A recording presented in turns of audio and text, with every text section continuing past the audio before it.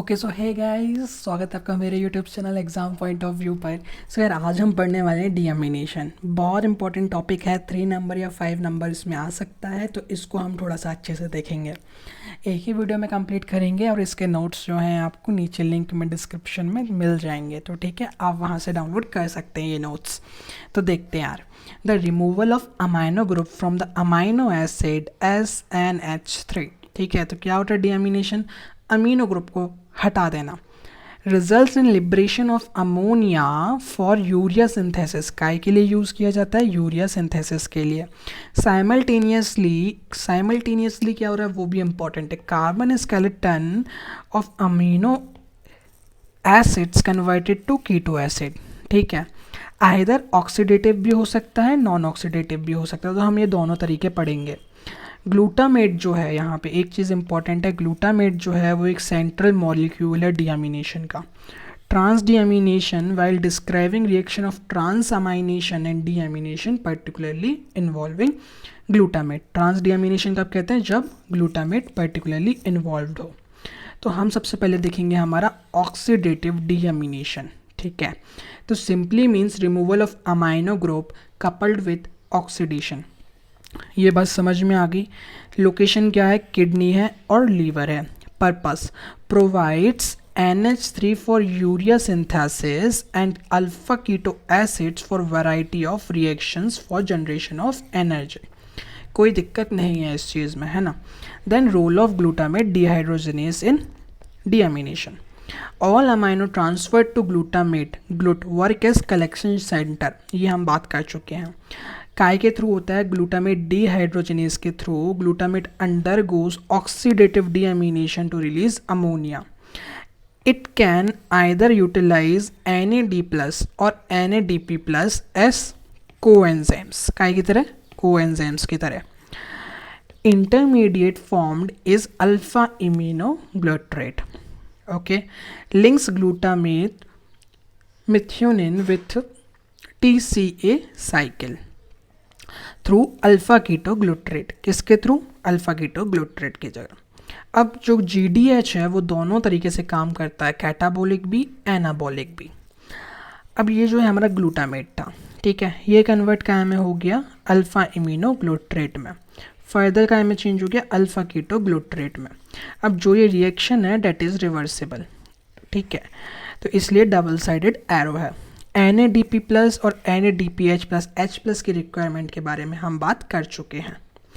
And यहाँ पे जो हमारी एंजाइम यूज़ हो रही है that is glutamate dehydrogenase. Next बात करते हैं रेगुलेशन ऑफ GDH एक्टिविटी। तो GDH की एक्टिविटी को रेगुलेट कैसे करते हैं? GDH जो है एक जिंक कंटेनिंग माइटोकॉन्ड्रियल एंजाइम है। Okay, complex enzyme consisting of 6 identical units और मॉलिक्यूलर वेट क्या होता है? 56,000 का होता है। Controlled by allosteric regulation. GTP and ATP जो हैं वो इनहिबिट करते हैं, GDP और ADP जो हैं एक्टिवेट करते हैं। याद रखना ये बात को। थायराइड और स्टेरॉइड हार्मोन्स जो हैं हमारे डेट इनहिबिट्स। एक्सेस प्रोटीन और लो एनर्जी से क्या होता है? ग्लूटामेट जो है that converts into alpha ketoglutarate enters TCA cycle to liberate energy. Alright, oxidative deamination by amino acid oxidase, ये भी देख लेते हैं। तो एल अमाइनो एसिड जो है that changes into alpha keto acid plus ammonia. FMN का में कन्वर्ट हो जाता है FMNH2 में। एंजाइम हमारी एल अमाइनो एसिड ऑक्सीडेस लगी। हाफ O2 जो है ऑक्सीजन का एक मॉलिक्यूल जो है वो H2O2 में कन्वर्ट हो जाता है। कैटालिस्ट की मदद से ये बाद में H2O निकल आता है। तो समझ में आ गया ये, है ना। फिर क्या? Activity of L amino acid oxidase is low while that of D amino acid oxidase is high. L amino acid oxidase doesn't act on glycine and carboxylic acids. L-amino acid oxidase due to very low activity does not play significant role in protein metabolism. तो ये हमें इतना important नहीं है क्योंकि इसे ये इतना कोई खास रोल प्ले नहीं करता due to its significantly low activity. Fate of D-amino acids. D-amino acids are found in plants and microorganisms in mammals not found. ये लाइन ज़्यादा इंपॉर्टेंट है कि मैमल्स में नहीं पाए जाते। But D amino acids are regularly taken up in diet and metabolised by oxidative deamination. D amino acid जो हैं, डी अमाइनो एसिड ऑक्सीडेज की मदद से अल्फ़ा कीटो एसिड्स में होते हैं। अब जो अल्फ़ा कीटो एसिड्स हैं वो काय के लिए यूज़ किए जा सकते हैं, may be oxidised to produce energy, या फिर precursor for production of glucose and fat, या एल अमाइनो एसिड में कन्वर्ट हो जाता है जो कि अपने आप में कई सारी मेटाबॉलिज्म में रोल प्ले करता है। D amino acid oxidase is important as it initiates first step for conversion of unnatural D amino acids to L amino acid. तो यहाँ पे वही लिखा हुआ है कि hence D amino acid oxidase जो है एक इम्पॉर्टेंट है क्योंकि वो इनिशिएट करता है फर्स्ट स्टेप का conversion of unnatural D amino acids को एल अमाइनो एसिड में कन्वर्ट करने में।